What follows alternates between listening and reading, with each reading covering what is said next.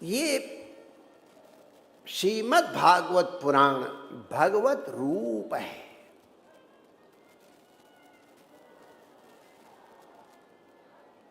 जैसे सोने की मूर्ति बनाते, चांदी की मूर्ति बनाते हैं, ये पाषाण की विग्रह कहूँ तो आप लोग माय डियर, ये जो आए हैं ना, तुम्हारे दर्शन हो रहे हैं, ये त्र्यंबकेश्वर के लिए मंदिर में जो बनने जा रहा उसके लिए संकल्पित हैं। आज आप लोग देखो, तो उन्होंने कहा भैया अब तुम मोए ब्रज से बाहर करेगो।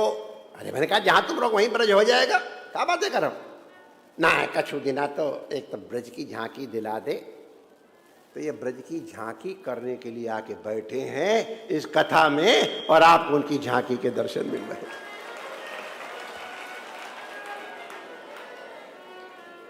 आप जान पहचान कर लो, जब त्र्यंबकेश्वर जाओगे तो कहीं अच्छा माय डियर आप कथा सुने थे ना। हाँ वही हो ना, हम नहीं सुने थे, हम तुम दोनों जाति पाति के एक है।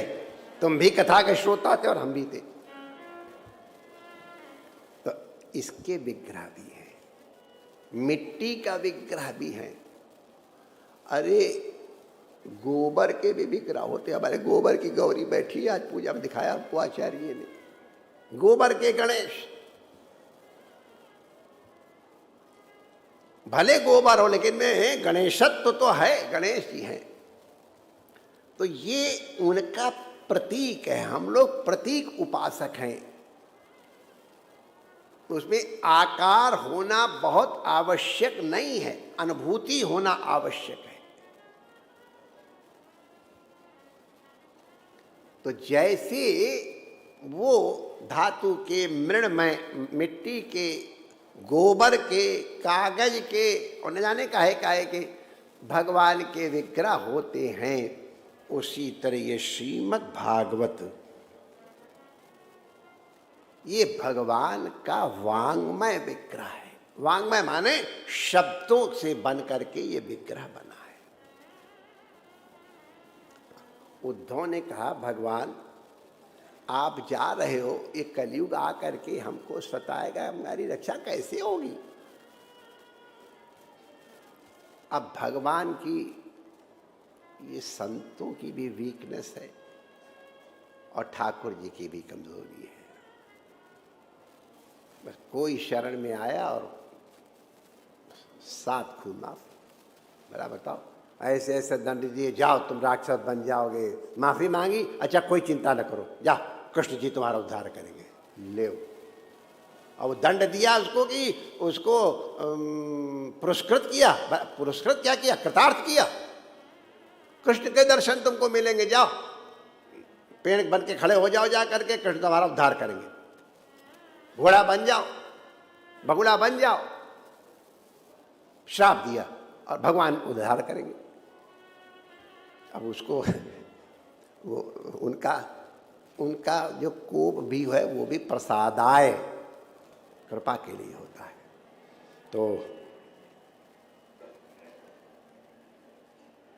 भगवान ने कहा ठीक है, हमने जो तुमको सुनाया था भागवत, ये भागवत को तुम संभाल के रखना। अब मैं क्षीर सागर में नहीं जाऊंगा, अब मैं भागवत सागर में रहूंगा। तो इसलिए इस भागवत अरणों में भगवान आके साक्षात विराज गए हैं, ये उनके शब्द हैं। तो प्रत्यक्षा वर्तते हरे वांग्मयम मूर्ति, ये भगवान की साक्षात वांग्मयी मूर्ति है। जैसे भगवान में जो सामर्थ्य है, जो गुण हैं, जो लक्षण हैं, वो सब के सब श्रीमद् भागवत में है।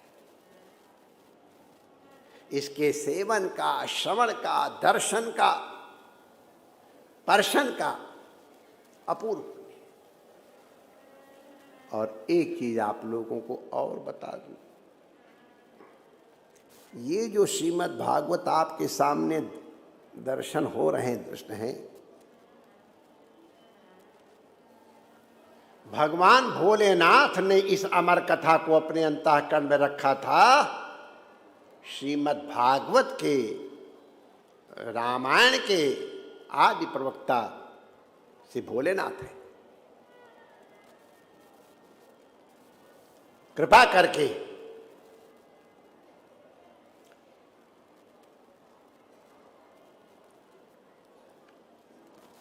श्रद्धा अपने विश्वास का आधान किया था, उससे विवेक की उत्पत्ति हुई थी। तो भगवान विश्वनाथ इस भागवत के आदि प्रवक्ता हैं।